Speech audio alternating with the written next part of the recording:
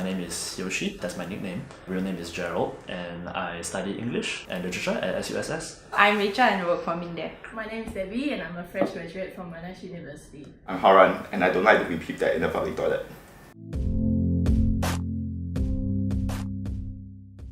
Experienced or witnessed? No. I've not to my knowledge, but I'm afraid that I may have been a victim, especially knowing that there could be like spyware camera hidden in our everyday facilities.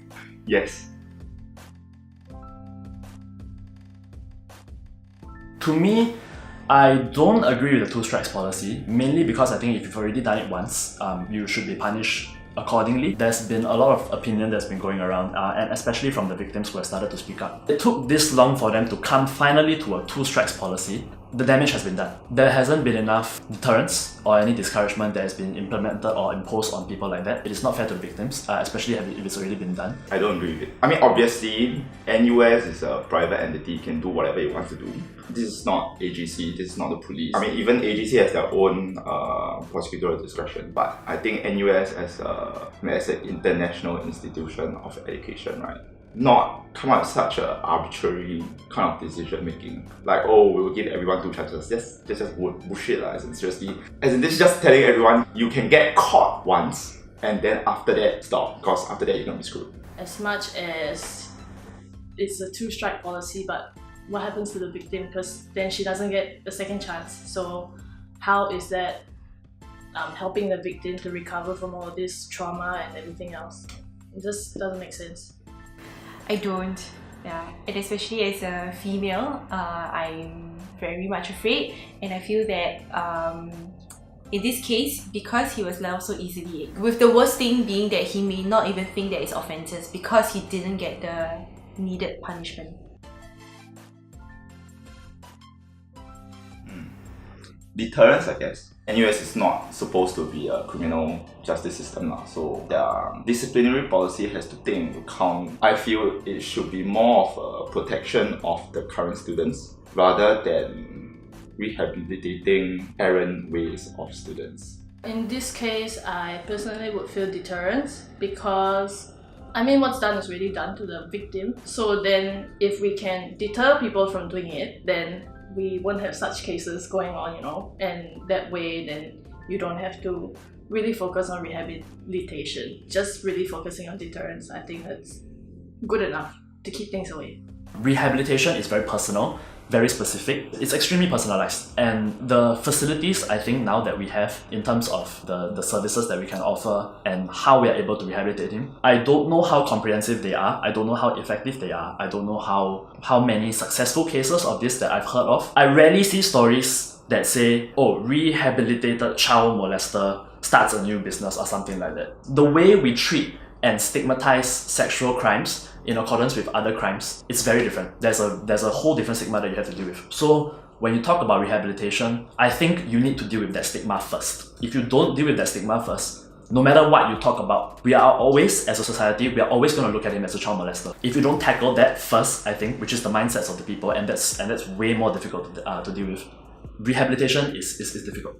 With regard to deterrence, it's simple. Punish the guy. Impose stricter laws, impose stricter, surveillance, and all of those things. The approach that we have now is great. You see so many posters in the MRT and all of that. Don't be afraid to report molest or something like that. Call 911, you are not alone, and things like that. But so much of the focus is still on the victim. Why does it have to be about the victim first? Why is the approach that way? I think it's good. I think it's a good step forward, because where previously they felt, oh no, nobody's going to listen to me and all of that, it's widening. Right now they feel like they have bigger, wider support channels to tap into, and they don't feel as like alone, I think. I'm more inclined to say the deterrence effect. With the individual, I do think that these individuals aren't really born or aren't really, in a way, socialized. In fact, we are socialized to respect other people. But there must have been something in their history or in their well-being that was tormented or there was a gaping hole that would trigger him to do such a thing. There must be some kind of underlying cause. And therefore, I feel that deterrence won't be the solution to that problem. There must be some kind of rehab, and the rehab must not be just social and sexual misconduct targeted. And that's why I would want to answer rehab as a better choice, to give them a more holistic treatment. I know that for a fact they gave him a 12-month conditional warning.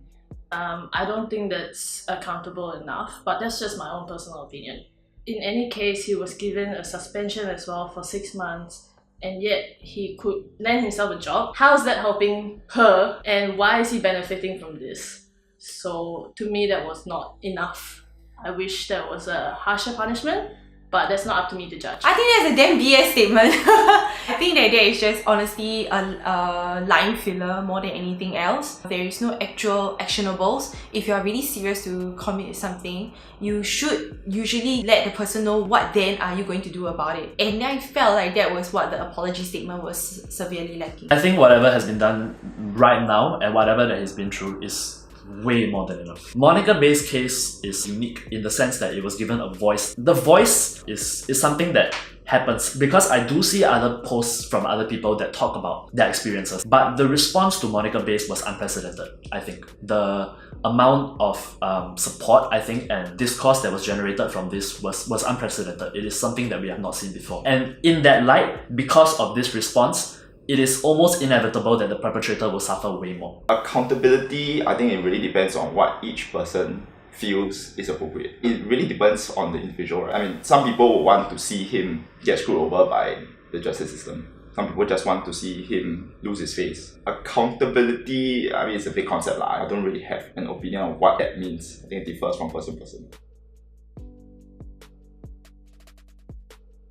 Yes and no. The yes of it is that nowadays social media is powerful. You're gonna have a lot of people who are condemning. I would say that it's more drastic for him to be prosecuted, but at the same time, I feel like the effects of social media has a more long-lasting effect on his life. And that is not even punishment. Punishment should be something that is targeted to what you are doing. I felt like this was a channel for people to vent and air their frustrations, and even a very uncurated space to let out and pour out their feeling without actually keeping themselves in check with the actual information and facts. You cannot even call it punishment because the victim faced the same backlash. That was also because of people's stereotype, because of how she looks, or the way she said, or the way she presented the case. Yeah, so I felt that those is not really punishment. Yeah, it's just emotional trauma. If you really want to correctly help people to rehab, to have emotional trauma would be counterproductive. Yeah. So it's a very grey area. It's a really fine line. Netizens aside, I don't think they should be harassing him that way. He did something wrong, but that doesn't mean that everyone is justice. Not everyone is the law, and not anyone is above the law. And they're not lawmakers, they're not law enforcers. So I think if he had gotten the right punishment, then there isn't a need for all this backlash. These people, they also are sort of bullying in that sense. So why are we, like, as people who advocate, like, oh, you shouldn't be bullying, you shouldn't be doing this, then why are you doing this? Why are we going after him like that? Why are we not going after the law? And why are people bashing SPF when they are just a law enforcement agency? They are not the lawmakers. So if anything, we should be going after the law.